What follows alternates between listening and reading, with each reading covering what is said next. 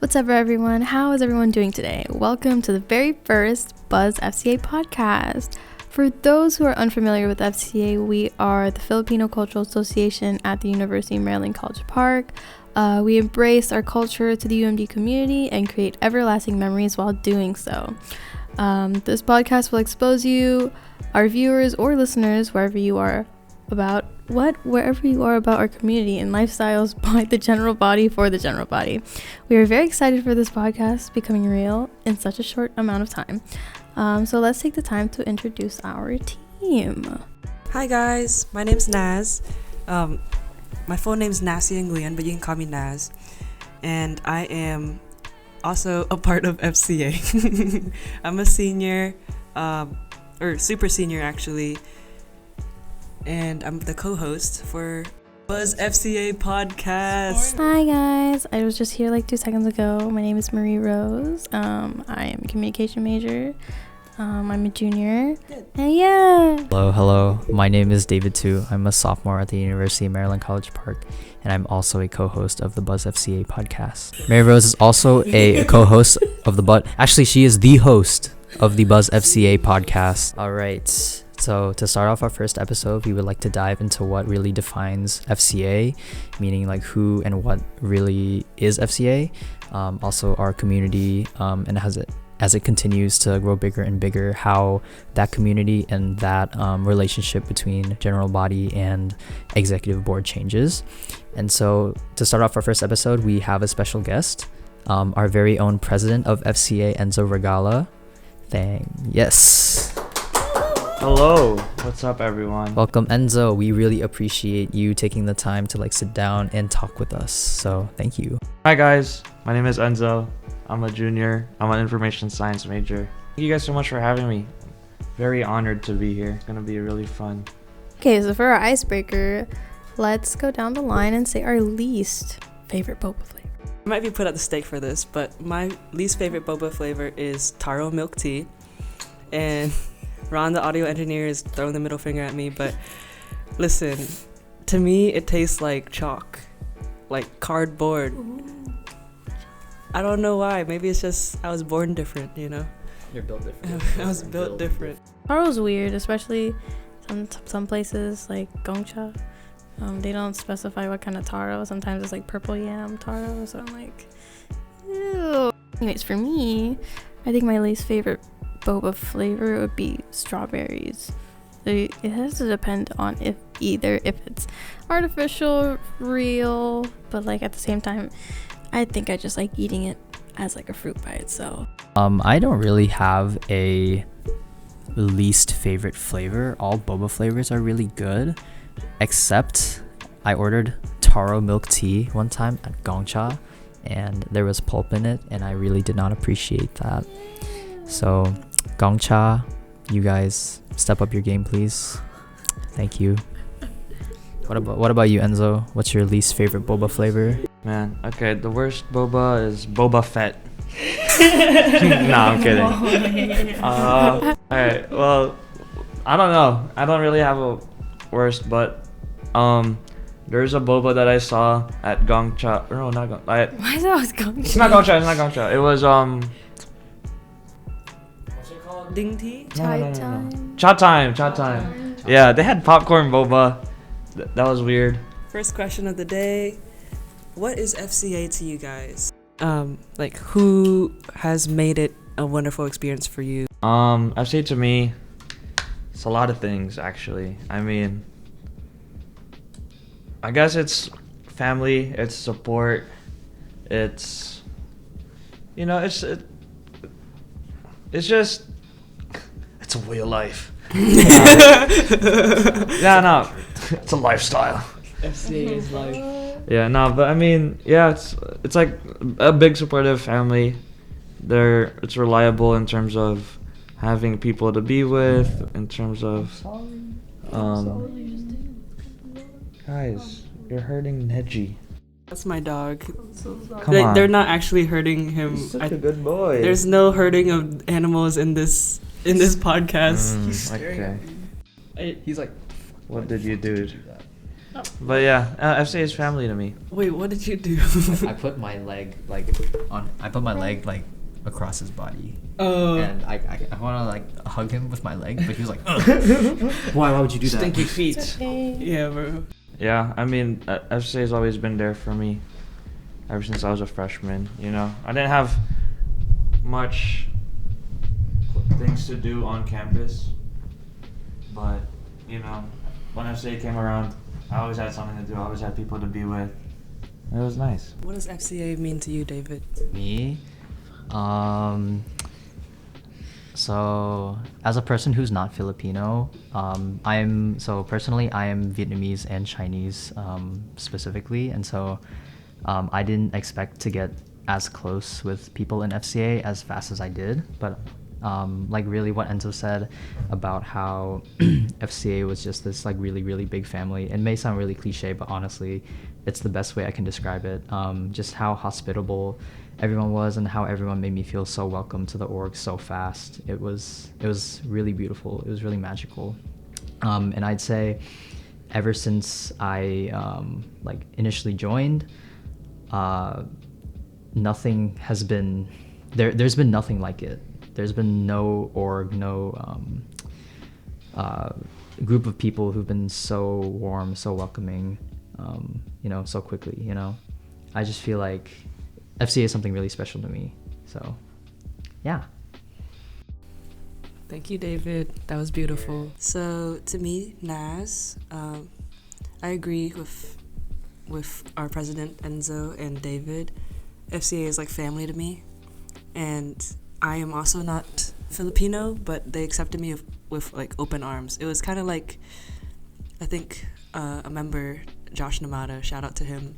He is the one that introduced me to FCA, and I'll remember to this day like what he said. He said that like I was a gem, and he found me, and like it's kind of like once you find somebody that you like and you just want them to be in your family, and he just like accepted me and brought me into his family, like which was FCA, and I've never looked back.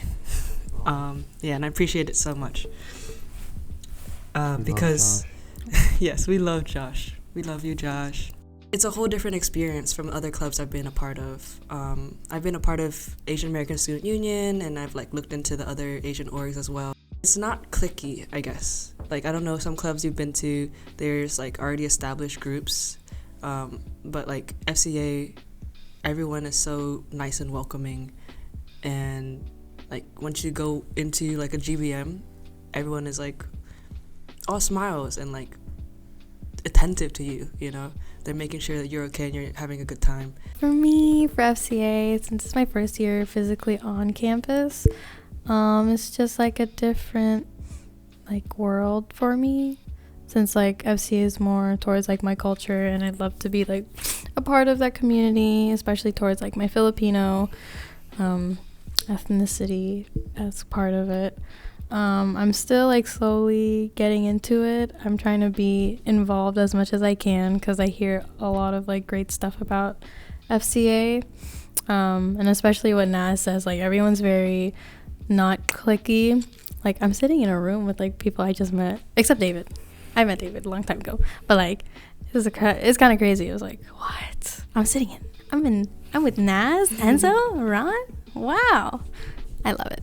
Now let's move on from all that cheese. Jesus. All right, Mr. Enzo, can you describe us what your e-board, like your current e-board is like right now? E-board. I really like this e-board. I feel like we get along really well. We have similar sense of humor, and I mean we got along like there was a lot of people that on e-board that I didn't really know of, that or know that well, I guess. But as soon as we had our first e-board retreat back in August, everyone just clicked, and everyone's doing really good. I feel like everyone's working really hard, and you know it's great. I love working with them. It's a good time. What makes it a good time? Like what makes FCA FCA? When we meet, it's just we try to just put out a lot of events that get the people who go to our events or general body meetings, they get something out of it, basically. Yeah. Whether that's they learn more about their culture or they meet someone new. We try to like give people a lot of opportunities for them to get something out of our meetings and things like that. But in terms of everything else, I mean, FCA isn't just esports. Like everyone is working to make what FCA what it is. Like there's subgroups which are like modern, FC Arts, BuzzFCA, like all of those, like that's not esports stuff. Like that's people who wanted to do more for FCA. Yeah, I had my own question for Enzo. I think we covered this a little bit as we were introducing ourselves, but I wanted to hear how our president got introduced to FCA and how he started and his experiences, like his first impressions of that, and where like how he got to where he is today. That's a good question. My FCA, basically my FCA story, right? So it all started. It's actually kind of different, because the e-board at the time they needed help for concessions, and it was like before like class even started. This was like in August or like the first day of September, something like that. And so they asked me if I can go help do concessions because I knew people already in FCA. I was like, sure. And I didn't really know anyone at the concessions, but I talked to the e-board a little bit, and then that's how I got introduced to FCA, onto their general body meetings, and all that. It was a good time. I mean, as a freshman, that was like, I didn't have like much because I didn't get close with a lot of people in my floor. So FCA was like my main place to be. And that was really nice. And then next thing you know, that e-board that I met at concessions, they picked me to be freshman rep. And the rest, yeah. The rest is history. The rest is history. And that's probably one of the best things that ever happened to me, because that got me super heavily involved in FCA. And that's like really important to me. And yeah, I'm very grateful for that. That's awesome. Because, like, I wish I had joined FCA sooner. I joined my senior year. I'm a super senior now, but I joined my senior year. And, like, so joining as a freshman, that must have been so nice. Because I didn't have that many friends as a freshman. I did make friends on, like, I guess, my floor. But they didn't really relate with me, and I didn't really relate with them. They were mostly Michang, and so like I didn't really, like, we came from different cultures, and so they didn't really understand when I say my parents are strict or something, and that means like as a kid I couldn't go to sleepovers, or my parents would call me, like if I lived at home and I went out, my parents would call me every day at 8. So when I joined FCA, I was like, wow, I'm home. Yeah, that's like a really nice thing. It's like people who, like, the experiences that we all have are different, but we're still like similar cultures. Even if like you're Filipino, not Filipino, born here or raised in the Philippines, like even like they're so different, but we still are like, we can relate in so many things at the same time. Yeah, like not even just Asians, but like, I guess